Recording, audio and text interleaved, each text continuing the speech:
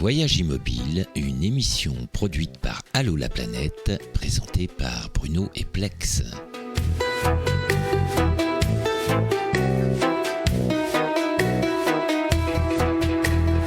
Aujourd'hui, dans le salon de Pierre Rabhi.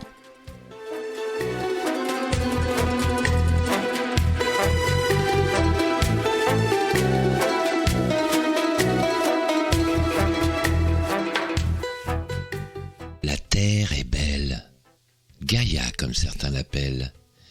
Chose rare dans l'univers, elle nous accueille, nous nourrit et porte la vie. Sans elle, où poser nos pieds? Où trouver refuge? Comment respirer? Elle est si essentielle à la vie de nombreuses espèces. Mais nous l'avons reléguée au second plan, en trame de fond que l'on oublie. Pourtant, l'homme y a vécu très longtemps en harmonie. Longtemps pour l'homme, peu pour elle qui traverse les âges. Cette harmonie s'est brisée, et l'homme qui laissait des traces comme chaque espèce la peuplant, cette fois l'a marquée d'une manière indélébile. Nos activités deviennent une force inscrite dans l'échelle des temps géologiques. C'est ce que les géologues appellent l'anthropocène. Commençant avec le début de l'industrialisation et le charbon, puis avec un autre marqueur depuis la Deuxième Guerre mondiale, avec le pétrole, les plastiques et la consommation de masse. L'atome y a aussi laissé sa trace, car Hiroshima, Tchernobyl et Fukushima sont les parties dont nous gardons les souvenirs, mais toutes les nations qui détiennent l'arme nucléaire ont procédé auparavant à de nombreux essais. La société de consommation nous a détournés de notre terre nourricière en la reléguant à un simple objet que l'on peut acheter, utiliser, démanteler ou détruire selon notre bon vouloir. La terre va mal. Certains de nos grands fleuves se tarissent. L'air au-dessus des villes est souvent irrespirable. Les écosystèmes mis à mal, le climat se dérègle. Et nous sommes de plus en plus nombreux à consommer et à amplifier le problème. Les lanceurs d'alerte sont pourtant nombreux, scientifiques, penseurs, politiques, artistes et médias. Mais notre impact continue de plus belle. Nous ne prenons pas conscience assez vite de la mesure du problème. Décroître, se débarrasser d'envies qui ne sont pas des besoins.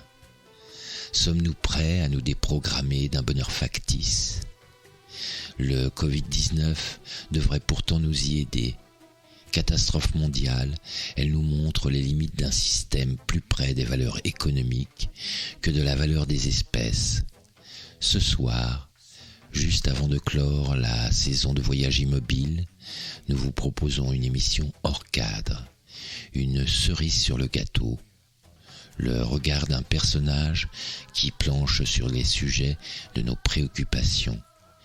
Pierre Rabhi, le paysan philosophe humaniste.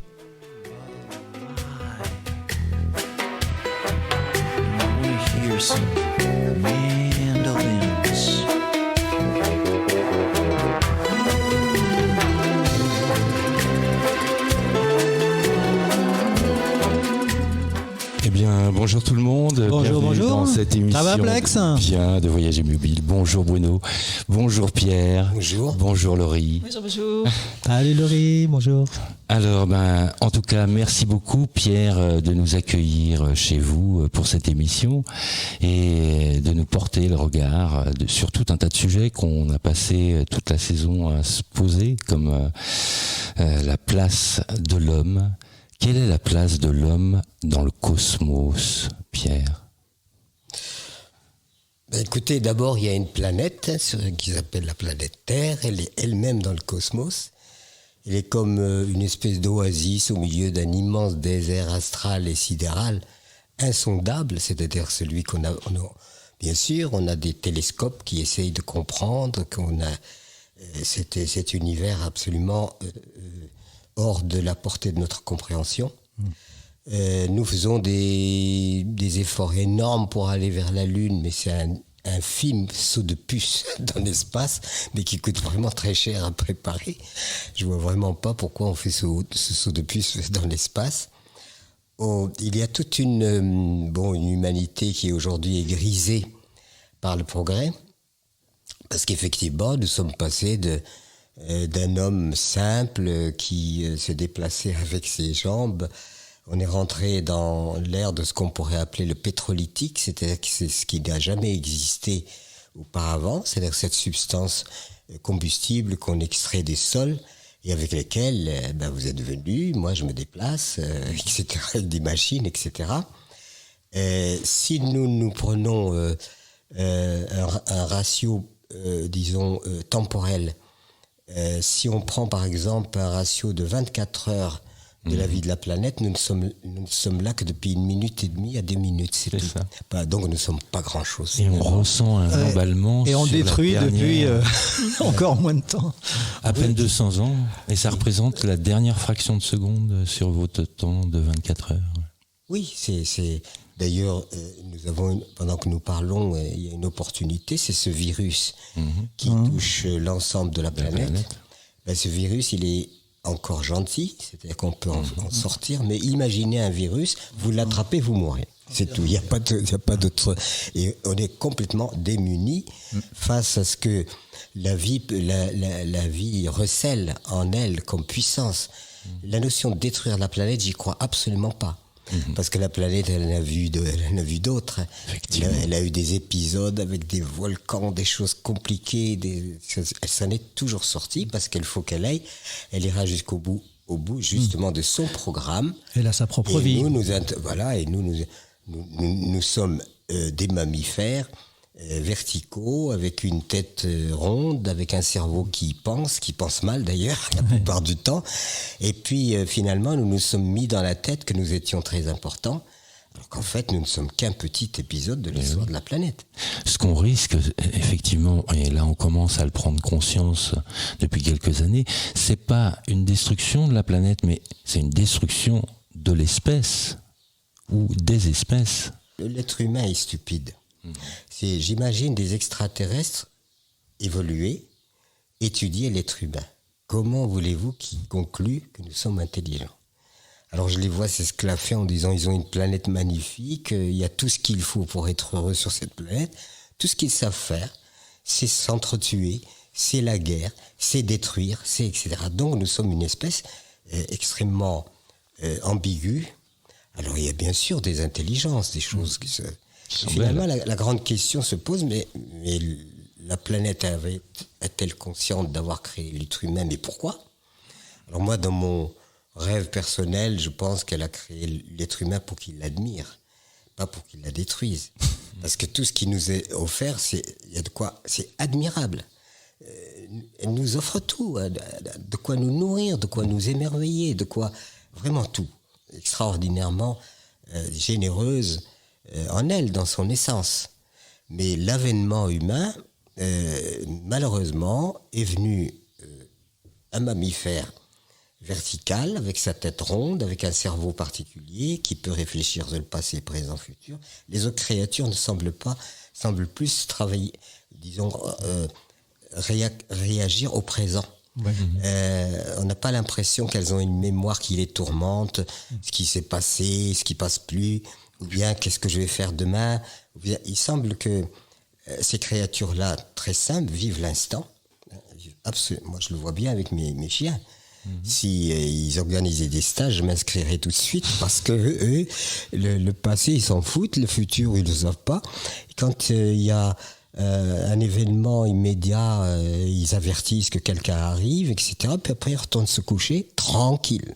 Ils vivent plus en paix. Et comment ? Ils vivent plus en paix. Ils sont vraiment en paix par rapport à nous qui avons malheureusement cette manie de toujours imaginer, de toujours... Et puis, il y a une particularité de l'être humain, c'est qu'il sait qu'il va mourir.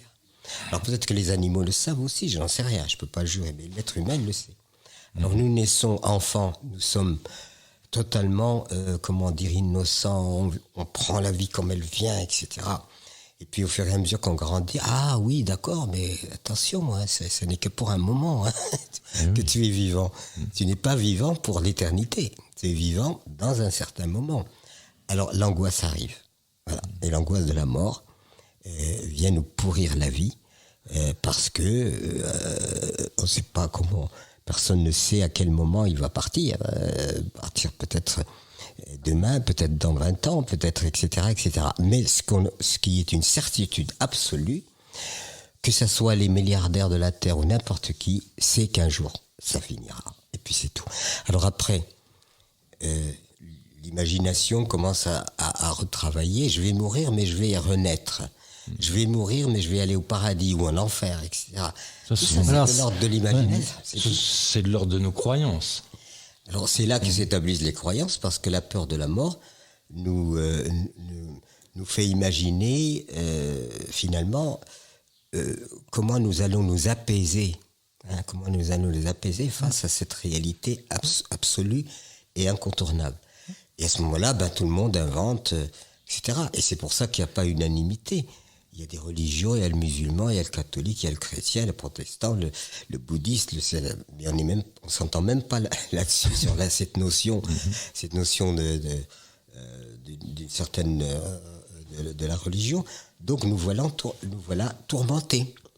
Et dans ce tourment, eh bien, il y a les idéologies qui viennent dire que le chrétien ou le musulman est meilleur que ceci et que cela.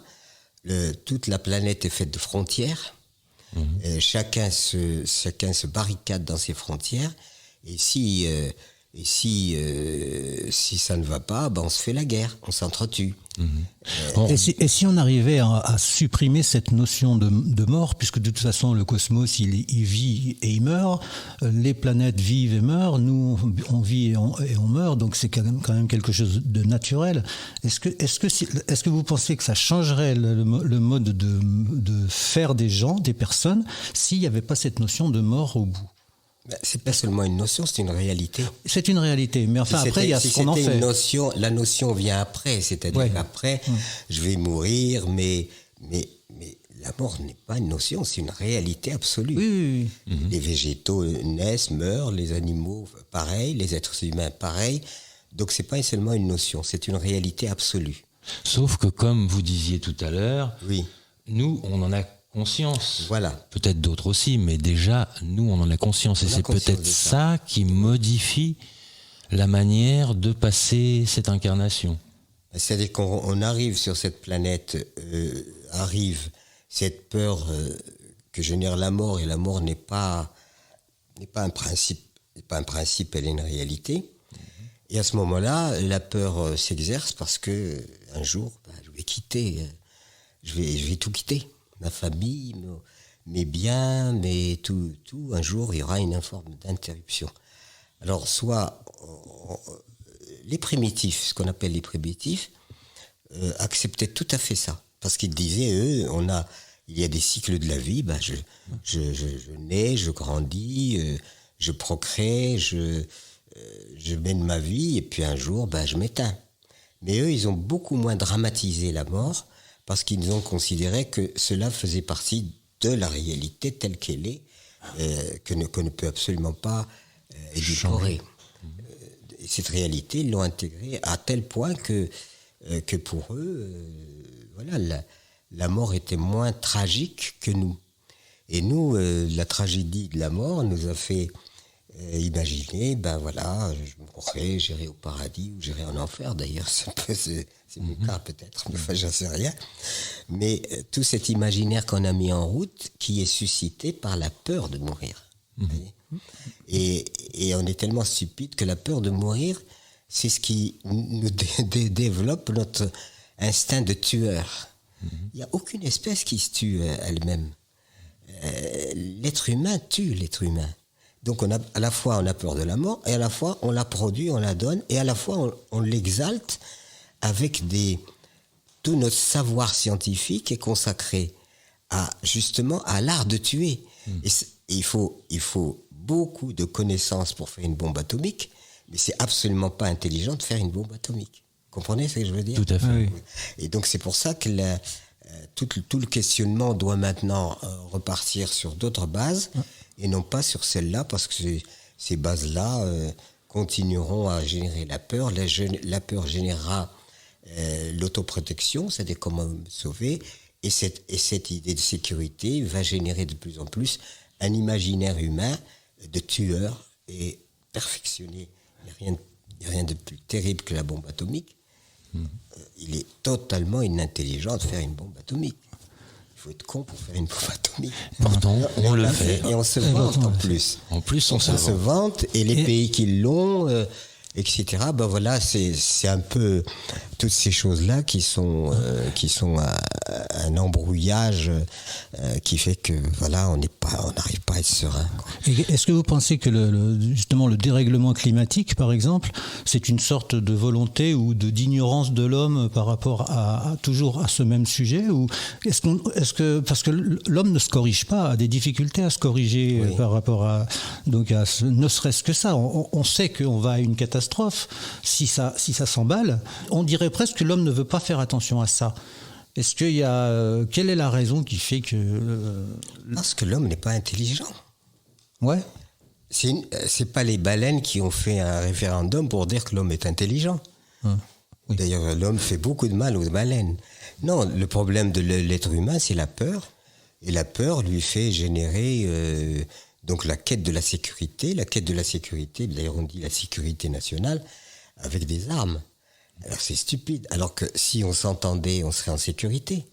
Il suffirait qu'on s'entende entre nous pour qu'il n'y ait aucune raison que nous nous entretuons et aucune raison de perfectionner les armes pour nous détruire mutuellement. Jamais l'espèce humaine est horrible dans le sens où l'être humain tue l'être humain. Je dis souvent, quand un lion mange une antilope, il mange une antilope, le pauvre vieux, il faut bien qu'il vive. Et l'antilope aussi, elle a besoin de vivre, elle mange l'herbe, et l'herbe est peut-être vivante aussi, etc. Donc nous sommes dans le cycle de la vie qui se donne à la vie. Et ça, c'est une loi qu'on peut pas, nous ne pouvons pas sortir de cette loi-là. La vie se donne à la vie. D'ailleurs, nous procréons dans le plaisir, parce que si c'était un devoir de procréer, il y a longtemps que l'espèce humaine serait éteinte. C'est parce que nous avons des plaisirs à procréer que nous procréons. Si c'était simplement un truc de devoir de faire des gosses, les gosses, il n'y en aurait plus. Donc il y a toute une organisation de la vie qui est extraordinairement belle et mystérieuse. On comprend ce qu'on peut, mais il y a beaucoup de choses que nous ne comprenons pas. Et toute la question aujourd'hui, elle se pose de plus en plus cruciale. À quoi sert l'être humain ? Est-ce qu'on ne serait pas là seulement pour vider les fosses de la Terre, que la Terre nous aurait fabriqué simplement pour vider tout ce qui est fossile ? Les mines, tous les métaux, tout ça, on dirait qu'on est spécialisé dans l'extraction de tout ce que contient la Terre. Moi, c'est cette impression que ça me fait. Et pourquoi la Terre ne nous aurait pas créé pour ça ? Voilà, moi, ça arrive à cette question. Non, moi, je pense pas que la Terre, la vie. Justement, je vais publier bientôt un ouvrage que j'ai intitulé La tristesse de Gaïa. C'est-à-dire que j'ai essayé de méditer sur la planète Terre. Et du coup, il y a deux façons dont les gens l'abordent. Est-ce qu'elle est vivante ? Oui, elle est vivante. Ça, c'est sûr, sinon on ne serait pas là. C'est elle qui nous donne la vie, qui fait que nous existons. La deuxième question, est-ce qu'elle est pensante ? C'est un organisme extraordinairement complexe. Est-ce que cet organisme complexe est pensant ? Moi, je dis oui, mais je ne peux pas le prouver. Oui, mais c'est pas la même pensée que nous, de toute façon, ça ne peut pas. Non, ce que j'entends par pensée, c'est pas la pensée spéculative. Oui. Non, j'entends bien. C'est la pensée, justement, comme une espèce de fluide de choses qui font que j'ai ce don de penser, pour le meilleur et le pire d'ailleurs. J'ai ce don de penser, une projection qui peut m'amener vers la joie, et j'ai ce don de penser qui peut m'amener vers le drame et la tragédie. Donc je pense, voilà. Et à partir de là, on est là pour savoir est-ce que la planète Terre aurait fait une erreur en nous créant. Elle peut pas, c'est pas possible. Ça n'en sait rien. Moi, il y a une anecdote de Gorbatchev qui dit qu'un jour, il y a une planète de l'espace qui rencontre la planète Terre. La planète de l'espace regarde la planète Terre et lui dit « Ma pauvre, mais qu'est-ce que tu as l'air dépenaillé, tu sens mauvais, qu'est-ce qui t'arrive ?»« Ne m'en parle pas, j'ai attrapé l'humanité. » Et l'autre lui dit « Bon, bah écoute, moi aussi, je l'ai attrapé, je m'en suis guéri et tout va bien. » Voilà. Et nous avons cette prétention de croire que nous sommes invincibles et que nous serons éternels. Non. Personne n'est éternel, rien n'est éternel. La simple erreur de l'être humain, c'est que lui, il participe à son extinction. C'est-à-dire que les espèces se sont éteintes parce que le climat a changé, parce que voilà, les biotopes se sont modifiés, les dinosaures ne pouvaient plus vivre parce que l'environnement ne pouvait plus les supporter, etc., etc. Mais l'être humain, lui, il a une spécificité tragique, c'est qu'il participe lui-même à sa propre extinction. C'est là, disons, la distinction qu'on peut faire entre les autres créatures qui meurent parce que les conditions naturelles ne sont plus favorables et l'être humain qui crée les conditions défavorables pour se suicider. Et là, c'est un clivage énorme. Mais alors, ça m'amène à vous poser une question, Pierre. Est-ce que vous avez foi en l'humain ? Non. Non, c'est ce que j'avais l'impression. L'humain est stupide. Déjà, rien que cet instinct de tuer, il tue tout, l'humain. Il a tué des créatures en grand nombre, il s'entretue. Imaginez ces guerres qui continuent encore. Mais c'est l'horreur absolue. C'est l'horreur absolue. Les guerres de 14, je ne sais plus combien de millions, pour ne citer qu'elles, parce que les êtres humains se sont toujours entretués depuis toute l'histoire nous apprend qu'il y a eu des batailles, etc. Et donc, le fait de cet instinct meurtrier amène à se poser la question, mais finalement, la finalité de l'être humain est-il simplement incarné pour se désincarner lui-même par la destruction de lui-même, ou est-ce que nous avons autre chose à faire ? Est-ce qu'on n'a pas une possibilité d'évoluer et d'avoir de nouveaux comportements, bien sûr, on a la d'être plus en harmonie Bien sûr, mais ça fait de l'amour, ça. Et il y a un type qui a dit ça, auquel je reste attaché, peu importe les églises, etc. C'est ce type appelé Jésus-Christ, qui a dit « Il n'y a que l'amour qui peut sauver l'humanité ». Oui, C'est pour ça qu'il est important. Après, on a pris ce message, les théologiens ont compliqué les choses. C'était très simple. Aimez-vous les uns les autres, c'est tout. Il n'y a pas besoin de plus que ça pour faire évoluer la planète. Si nous nous aimions, la planète changerait. Mais non, nous nous détestons. Il y a une religion contre une religion, il y a une nation contre une nation, il y a une idéologie contre une idéologie. Une couleur contre une autre couleur. Les problèmes raciaux, le problème, etc. Et tout ça divise, et crée donc de la violence. C'est vrai qu'on se rend compte que l'espèce humaine a une propension à regarder plus ses différences plutôt que ce qui les relie. Et si on voyait peut-être plus qu'est-ce qui nous relie tous, il y aurait peut-être moins de guerre plutôt que de voir quelles sont nos différences, que vous êtes de telle couleur, toi tu es de tel âge, toi tu as un nez comme ci ou tu penses comme ça. Ah ouais. Et alors que si on regardait quel nez, les choses que l'on a en commun, si on se connaissait peut-être un peu plus, peut-être qu'on vivrait mieux. Ça devrait commencer par l'éducation des enfants. Dès qu'on éduque un enfant, il faut que tu sois le premier, le meilleur, etc. Et déjà, on lance de rivalité. Déjà, l'enseignement est un lieu où l'on fait la promotion de la rivalité. Alors que, il y a longtemps que je ne suis pas d'accord avec... Et celui-là, il a 20 sur 20, l'autre, il a 15 sur 15, celui-là est un abruti, l'autre est... Non. Si l'enseignement était parti sur... d'abord, avant tout, il faut vous entendre. Et puis il y a un problème aussi qui n'a jamais été résolu, c'est le problème du féminin. Féminin subordonné au masculin. Et ça, c'est une anomalie totale, parce que féminin et masculin, c'est une seule réalité. C'est une complémentarité. Ils n'existerions pas s'il n'y avait pas ces deux éléments complémentaires. Seulement, le féminin a beaucoup été chargé. Déjà, dans la Bible, c'est Ève qui a croqué la pomme et qui nous a foutus dans un merdier pas possible. Ça commence comme ça. Voilà. Et donc, du coup, subordination de la femme dès l'origine dans les préceptes, même religieux. Vous comprenez? Oui, donc et ça... à partir de là, eh bien, la femme, elle est subordonnée. Et il faut reconnaître à ce type Jésus-Christ, qui, on ne le connaît pas assez. Parce qu'on l'a tellement embrouillé son message. Un message simple, on en a fait un truc incompréhensible. Voire édulcoré. Édulcoré par la théologie, par tout un tas de choses comme ça. Il y avait ce qu'on appelait il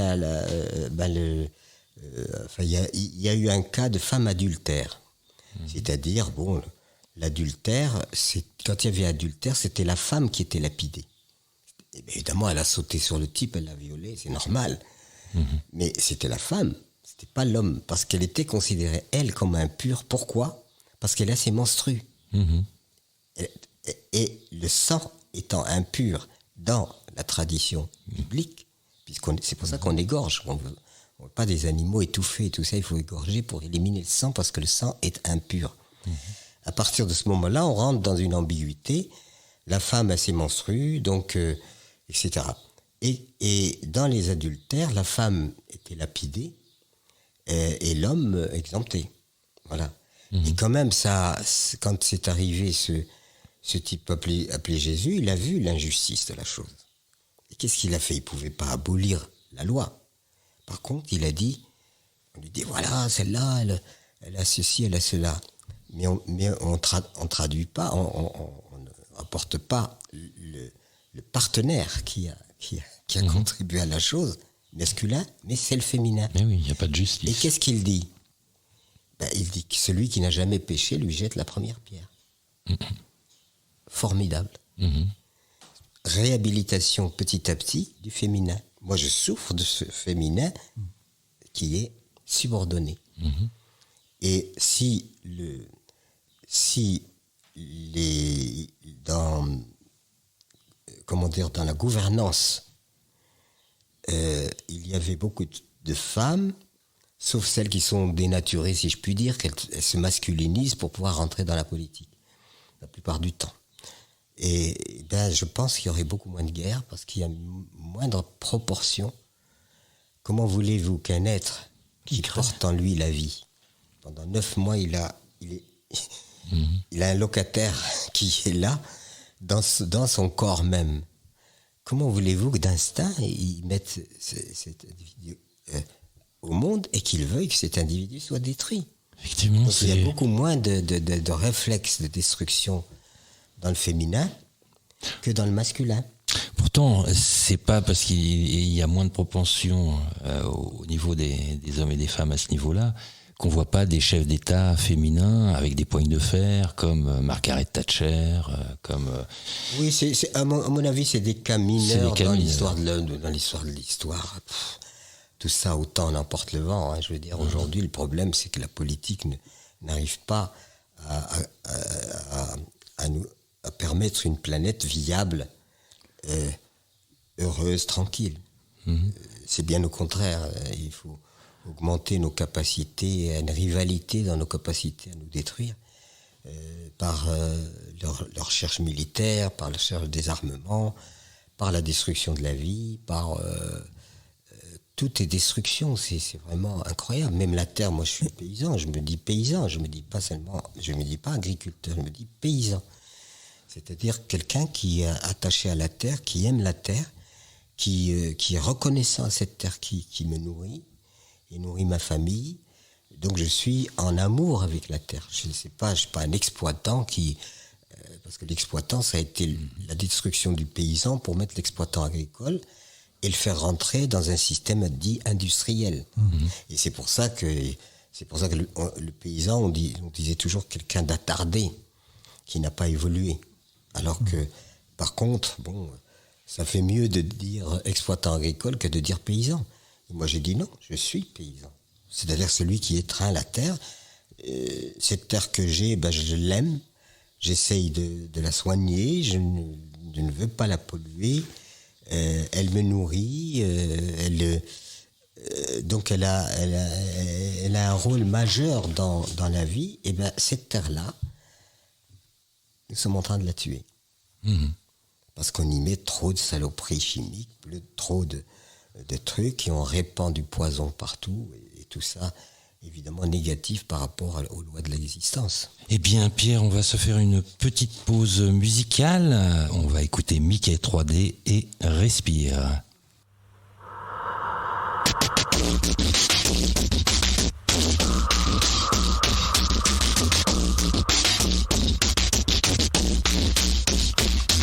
Approche-toi petit, écoute-moi gamin. Je vais te raconter l'histoire de l'être humain. Au début y avait rien, au début c'était bien.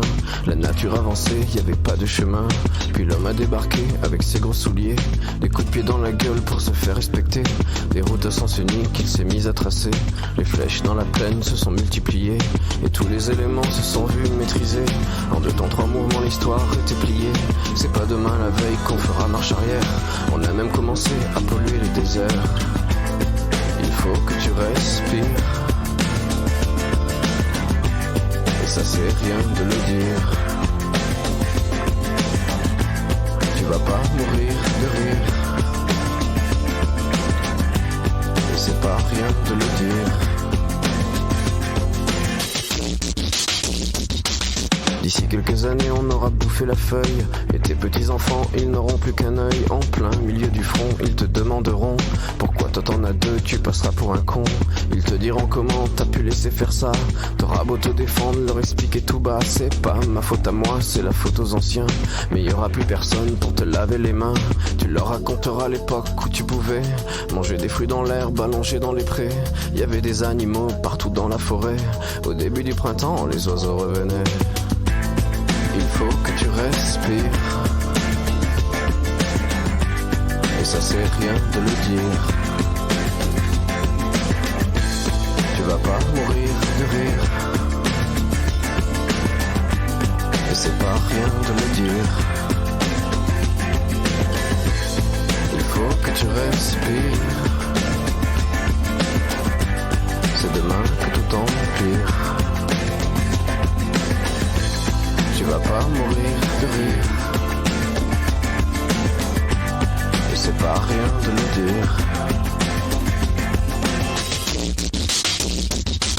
Le pire dans cette histoire, c'est qu'on est des esclaves, quelque part assassins ici, bien incapables de regarder les arbres sans se sentir coupables, à moitié défroqués, 100% misérables. Alors voilà petite l'histoire de l'être humain.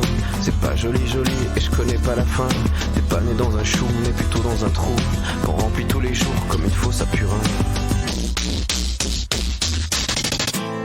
Il faut que tu respires,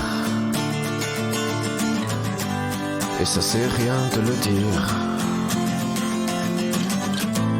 Tu vas pas mourir de rire, et c'est pas rien de le dire. Il faut que tu respires, c'est demain que tout empire. Tu vas pas mourir de rire, et ça c'est rien de le dire. Il faut que tu respires, il faut que tu respires, il faut que tu respires, il faut que tu respires.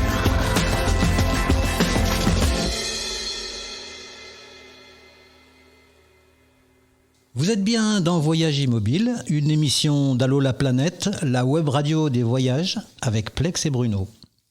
Aujourd'hui, nous vous proposons une spéciale dans le salon de Pierre Rabhi, diffusée en différé. Notre émission a lieu tous les premiers et troisièmes mercredis du mois à 19h en direct du tiers-lieu d'Autopia, garage solidaire à Uzère en Ardèche. Nous sommes de retour sur le plateau avec Pierre Rabhi. Pierre, j'aimerais voir votre point de vue par rapport à tout ce qui est monde technologique. Est-ce que cette technologie nous aide? Est-ce que cette technologie sont des outils? Ou est-ce que cette technologie peut parfois, au contraire, être quelque chose de négatif pour nous? Disons, la technologie moderne, elle est assez récente dans l'histoire humaine. Il y en a pas. Elle est née évidemment de l'imaginaire humain avec la combustion énergétique. On est allé exhumer du pétrole, du carbone qui était enfoui depuis des millions d'années. Du bois des aussi. Machines, charbon. Et tout ça, ça a modifié en quelque sorte la perception du temps et de l'espace. C'est-à-dire que pendant des siècles, l'être humain, il avait comme référence le déplacement avec ses jambes. Voilà. C'était ça sa référence. Celui qui était un peu riche, il se payait un cheval, il allait un peu plus vite que l'autre. Voilà. Et puis ça s'arrêtait là. Et puis on est passé du cheval animal au cheval vapeur, c'est-à-dire la technologie a produit donc la mécanique, la thermodynamique, etc., etc. Et ça nous a fait construire des outils, entre autres outils de déplacement, qui font que vous êtes là depuis peu de temps. Si vous deviez venir il y a 2 siècles, on aurait mis beaucoup plus. Vous ne serez pas encore là, il n'y aurait de toute façon pas de radio, il n'y aurait rien de tout ça. Bon. Donc du coup, il y a une grande modification dans la perception du temps et de l'espace. Voilà. Ça, c'est très important. Ça nous a fait rentrer dans un ordre différent. Le temps, il ne faut jamais le perdre. Parce que si vous perdez du temps, c'est pas bien. Donc il ne faut jamais perdre de temps. Il faut être efficace et productif. Et chaque minute compte. Et chaque minute vaut maintenant. Surtout, le problème, c'est qu'elle vaut. Si. Et donc, nous sommes dans un paradigme qui a donné au temps et à l'espace une toute autre nature. Donc, jamais perdre de temps, il faut toujours gagner du temps, etc. Et du coup, cette rupture avec le temps naturel a fait que nous sommes rentrés dans un système frénétique dans lequel il ne faut jamais perdre de temps parce qu'effectivement, il faut gagner de l'argent. Le temps, c'est devenu de l'argent. À partir de ce moment-là, on est rentré dans la pire des aliénations qu'un être humain puisse subir, c'est-à-dire mon temps, c'est un temps financier, c'est un temps productif, c'est un temps efficace, etc. Ça donne quoi? Ça donne, comme on dit, 11 mois de coma et 1 mois de réanimation. C'est-à-dire que les gens renoncent à ce que la vie nous donne gratuitement. Un beau paysage, le chant des oiseaux, enfin tout ce que la nature nous offre de merveilleux, on n'est pas là pour en jouir. Parce qu'il faut le produit national brut, parce qu'il faut gagner du fric, il faut que le PNB soit élevé, il faut que c'est là que les gens aient du boulot, etc. Donc du coup, c'est la pire des situations qui en même temps, on ne peut pas nier qu'elle a apporté un certain bien-être. Il ne s'agit pas d'être radical, ça a apporté un certain bien-être, mais à quel prix? Mais à quel prix? Au prix de l'aliénation humaine.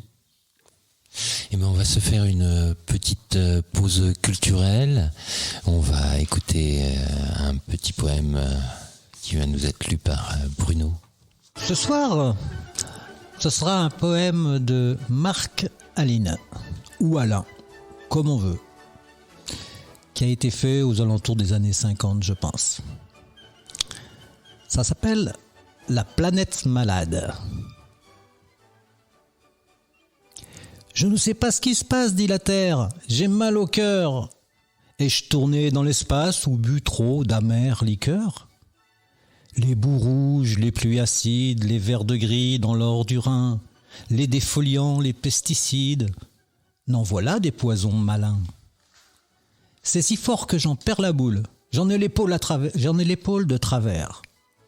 Ma tête à t'enrouler se saoule, je vois l'univers à l'envers. Je songe à ma rondeur de pomme dans le commencement des temps, juste avant que la dent de l'homme ne vienne se planter dedans. J'étais rouge et bleue, j'étais verte, air pur, eau pure, oh mes enfants. La vie partout, la vie offerte à profusion, à cœur battant.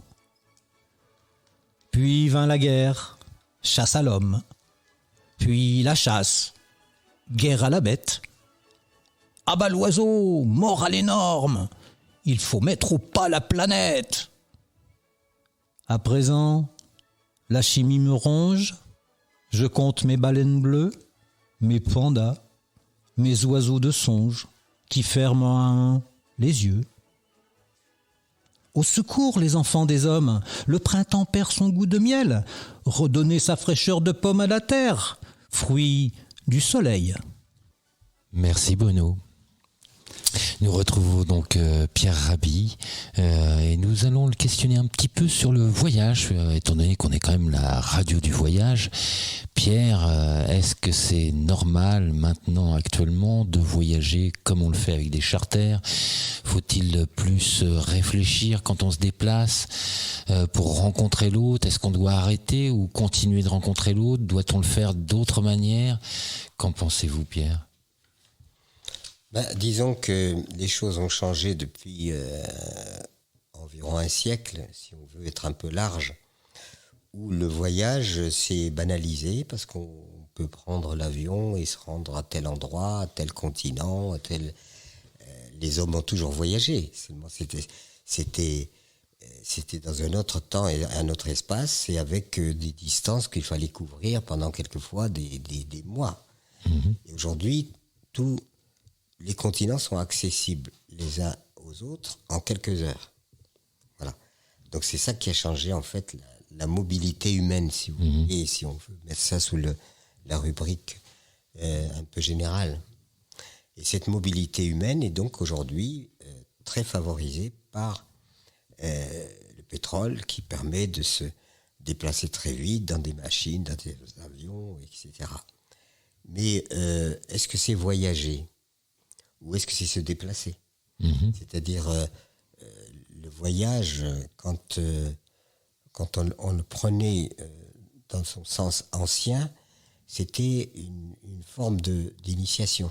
C'est-à-dire qu'on partait et on apprenait, on prenait connaissance de la vie des gens, mais au rythme naturel et humain. Aujourd'hui, ce qu'on appelle voyager, est-ce que c'est pas simplement se déplacer ?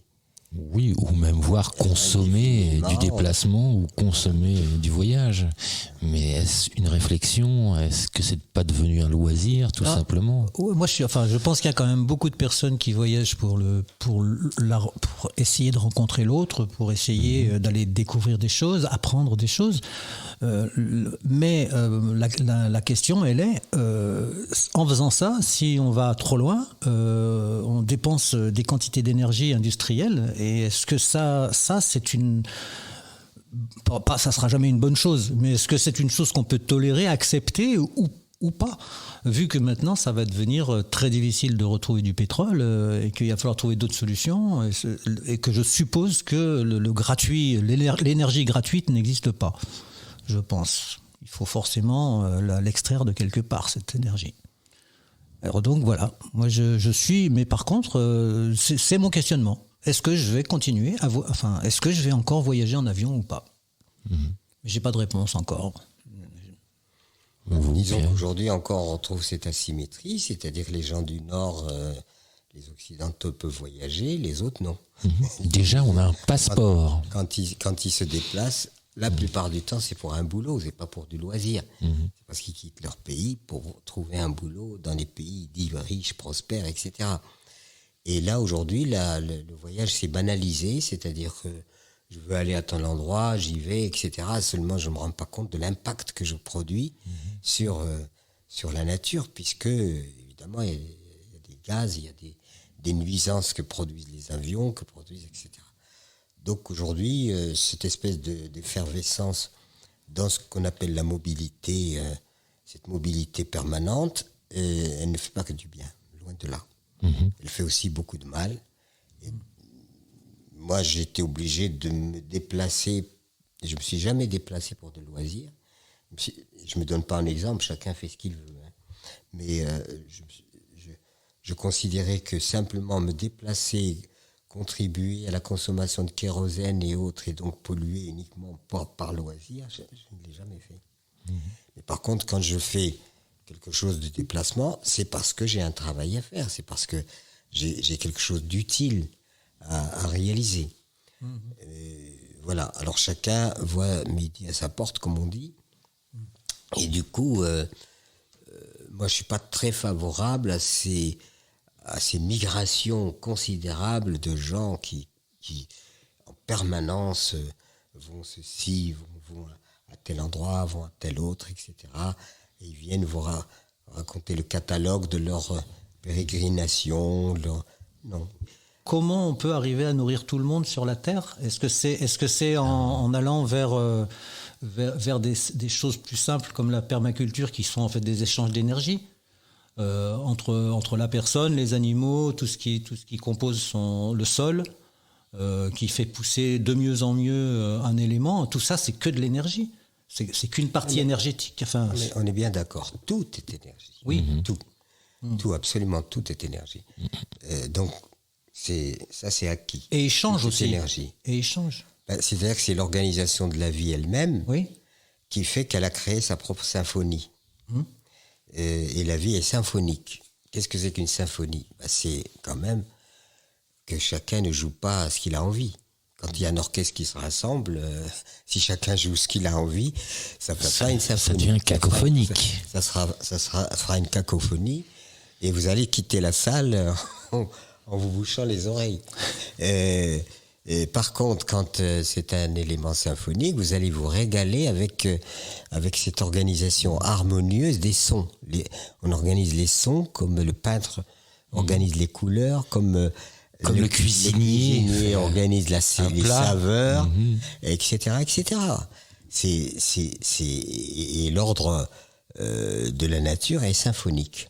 C'est-à-dire qu'il y a différents éléments, mais ces différents éléments rentrent en contact les uns avec les autres dans une forme de complémentarité qui donne un ordre général agréable à entendre, ou à voir, etc. Le drame de la société d'aujourd'hui, c'est d'abord qu'elle a tout fragmenté, tout. Même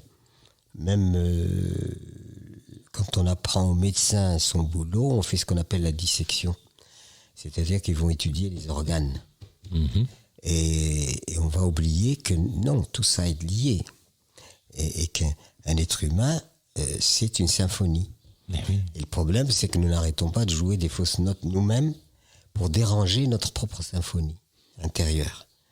Et du coup, comment retrouver cette symphonie intérieure qui fait que nous avons une espèce de joie, de quelque chose qui résonne bien. Seulement, on est plein de soucis, de ceci, de cela, et je comprends, c'est humain.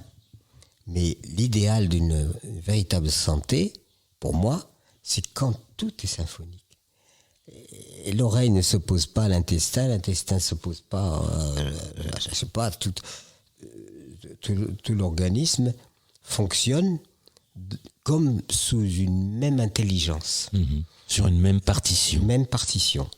Et là, c'est symphonique. Et c'est un peu la vie. Certainement les moments où on se sent le plus léger et heureux, c'est quand cette symphonie se réalise. Et qu'il n'y a pas dans cette symphonie des cacophonies, des choses... Des mauvaises notes. Je crois que ce qu'on appelle l'ordre symphonique est transposable à tout. Maintenant, vous faites un tableau, vous essayez de mettre une organisation symphonique. Sauf qu'il faut que, pour concevoir la symphonie, il faut avoir la même culture. Il y a eu des Il faut jouer avec les mêmes notes. Ah oui. Ou en si bémol, ou en ut, ou en fouette, ou diapason. Mais ça c'est culturel. Il y a eu des Africains qui sont allés écouter des symphonies. Pour eux, c'était des bruits. Pourquoi ? Parce qu'ils n'avaient pas la culture initiale qui permettait de considérer cela comme symphonique. Mhm. Pour eux, c'était que du bruit, ils ne comprenaient rien. Donc, ce qui veut dire que sous-jacent doit être une approche culturelle qui donne à chacun les clés pour comprendre, comprendre qu'il y a symphonie. Vous comprenez ? Oui. Donc, il y a le soubassement culturel qui prépare la personne à adhérer ou à ne pas adhérer à une proposition culturelle. Donc la symphonie est aussi liée à la façon dont nous percevons nous-mêmes l'ordre symphonique.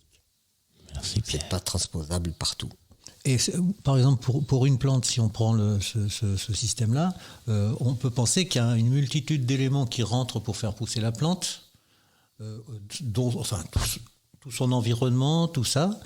Mais est-ce qu'on peut considérer, moi c'est un peu ce que je pense, que ce système-là est un système universel, totalement universel. Le fait qu'il y ait en permanence des échanges entre tous les éléments et qu'il y ait une construction par ce système-là, par ce biais-là. Une plante, elle pousse parce qu'elle a des raisons de pousser, mais parce qu'il y a un ensemble d'éléments qui l'amènent aussi à pousser. Donc il y a tous les éléments, le soleil, l'eau, etc. Et ensuite, plus elle est dans un bon système pour monter, pour évoluer, et plus belle elle est, quoi. La plante sera d'autant plus belle que tous les éléments seront associés. Oui, ça nous ramène à l'agriculture moderne qui a tout détruit, le système symphonique de la terre elle-même. C'est-à-dire qu'en fait, une plante dans son état normal, quand elle est plantée dans une terre vivante, elle est suffisamment enrichie, la plante a l'intelligence d'organiser son propre menu.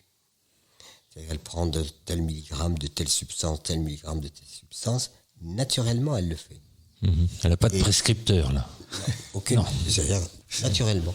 Il y a des plantes compagnes. Par exemple, quand on met une légumineuse et une graminée, il se trouve que la graminée, c'est plutôt du carbone, donne du carbone, et l'autre, c'est donne de l'azote. Donc, il y a un échange dynamique. Elles vont se Je complémenter. te donne du carbone et tu me donnes de l'azote. Donc, il y a un échange dynamique. Et donc, il y a un élément de symphonique, en quelque sorte, dans le sens de la compatibilité. La compatibilité et de la complémentarité. Voilà. Et ensuite, quand la plante, elle est suffisamment bien nourrie elle va choisir ses substances elle-même, et donc, elle va s'épanouir. Mais s'épanouir en étant vivante. Si vous mettez de l'engrais chimique, cet engrais chimique, il est conditionné dans les usines même à être soluble. C'est-à-dire une capacité de solubilité énorme. Ce qui fait que la plante, quand elle a ces substances-là, ils sont tellement solubles que la plante les avale sans même pouvoir les refuser.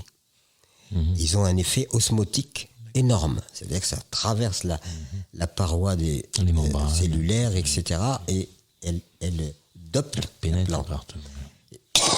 Pardon. Et cette plante dopée, donc, n'a pas la possibilité de constituer encore cet élément symphonique de plusieurs substances mises en ordre. Donc, elle est fragile. Et si elle est fragile, elle a en quelque sorte transgressé par rapport aux lois de la vie elle-même. Et qu'est-ce qui se passe ? Eh bien, elle est malade. Elle est malade. Et qu'est-ce qui se passe aussi ? C'est que les insectes, on pense que les insectes qui viennent bouffer nos récoltes, on pense qu'ils sont là. Ils sont là pour mettre de l'ordre. Ils sont là pour dire, cette plante-là, elle est tellement transgressée qu'il ne faut pas qu'elle reproduise. Parce que si elle reproduit, elle va engager un système de dégénérescence. Vous comprenez ? Dégénérescence. Donc, ce qui fait que l'insecte, nous, on ne prend pas « Ah, qu'est-ce que j'ai fait ?» Non, on dit « Tiens, l'insecte est un indicateur. Tu as quelque part fait une erreur. Tu n'as pas nourri correctement ta plante. Donc on vient mettre de l'ordre. » C'est ça, l'insecte. Et les maladies, c'est pareil. Les maladies cryptogamiques, qu'on appelle cryptogamiques, c'est-à-dire les champignons microscopiques qui naissent sur les feuilles et qui font du mildiou, qui font toutes ces choses-là, idem. Vous voyez ? Donc la vie est tellement merveilleusement bien faite. Le problème de l'être humain, c'est qu'il ne la connaît pas vraiment. Il ne sait pas. Et même moi-même, mon propre corps est intégré dans ça. C'est-à-dire que c'est pas moi et la nature. Je suis tout ça. Moi-même, quand je suis malade, je dis pas qu'est-ce que j'ai fait au bon Dieu, ou je sais pas, je dis tiens, qu'est-ce qui s'est passé qu'est-ce que j'ai fait comme transgression. J'ai pas mis mon manteau, ni mon cache-nez, ou j'ai pas ça, ou j'ai telle- mangé, ou j'ai absorbé des nourritures qui sont mortifère. pas bonnes, etc., etc. Donc tout ça est très intelligent, mais malheureusement, il faut un travail fou pour arriver à inverser le mode de perception. Il est tellement ancré, et on crée aux gens des certitudes. C'est-à-dire comment le système crée le consentement. C'est-à-dire il prend le citoyen et il l'endoctrine, et ce citoyen adhère. Mais il adhère sans même avoir réfléchi. Parce qu'on lui a tellement démontré les choses, etc.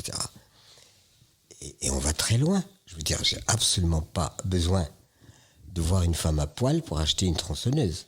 Non. Je peux parfaitement acheter une tronçonneuse. Et Mais peut-être qu'elle sera mieux, celle-là. Je suis trop respectueux de la femme pour en faire un objet mais c'est abject, ça devrait être interdit. Les femmes devraient se révolter. Nous ne sommes pas là. Ah, mais Nous ne sommes pas là pour... il y a des femmes qui se révoltent contre ça. Oui, heureusement. Oui. Parce que c'est quand même atteinte à la dignité de la femme. C'est encore reprendre le corps de la femme comme un objet. On reste encore dans la marchandisation. Ah de là, c'est tout. carrément pour faire vendre quelque chose. Hein. En parlant de femmes, justement, on va avoir notre petite amie Laurie qui, normalement, dans l'émission, à ce moment-là, elle nous trouve des infos positives sur le sujet. Là, on va voir, ça va être un exercice de style. Très bien. Tu peux lancer l'intro.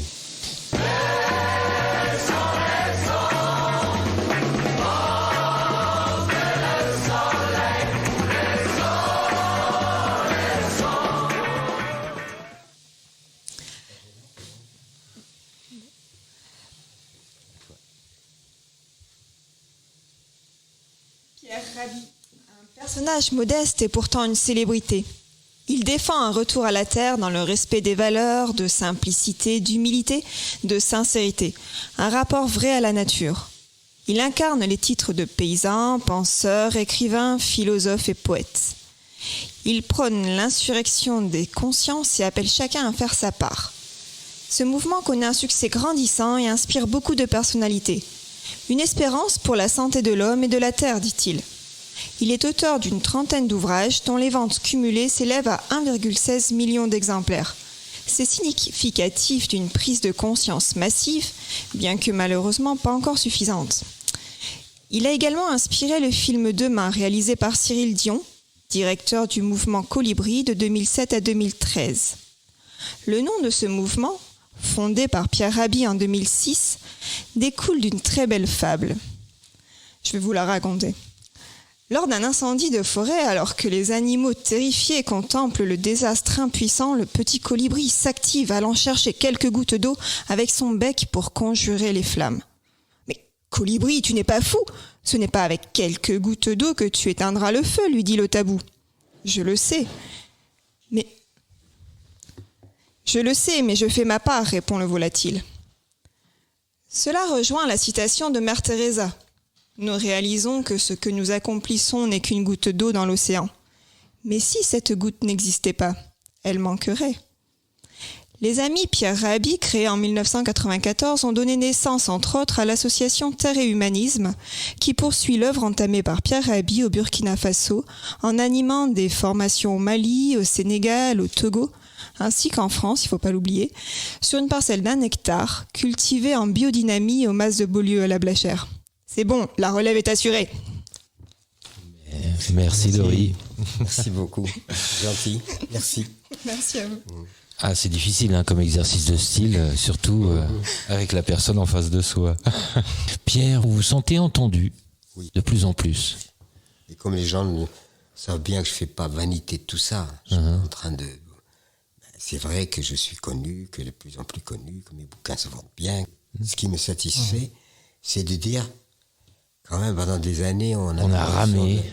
On a l'impression de prêcher dans le désert, de peut-être pas compris, etc. Ben, je me réjouis que maintenant. Et alors on vérifie, est-ce que c'est juste ? Oui, c'est juste.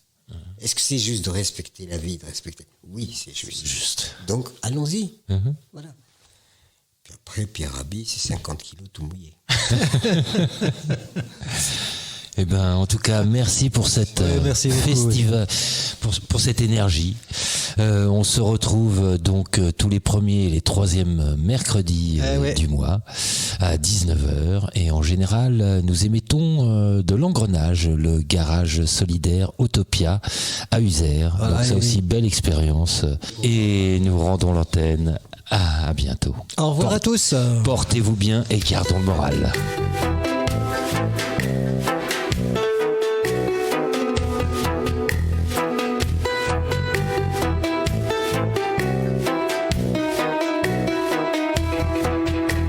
C'était Voyage Immobile, une émission produite par Allô la planète, présentée par Bruno et Plex.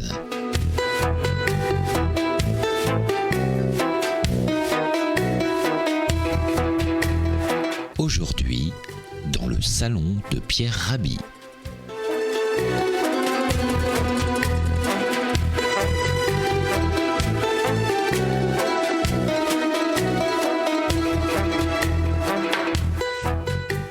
Vous pourrez réécouter l'émission en podcast courant juillet, ainsi que l'intégralité de l'entretien de Pierre Rabhi en 2 parties sur le site d'Allô la planète dans l'onglet Voyage Immobile. At your age, you're still joking.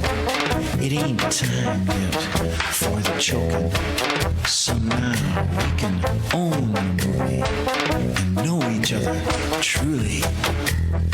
In the death car, we're alive.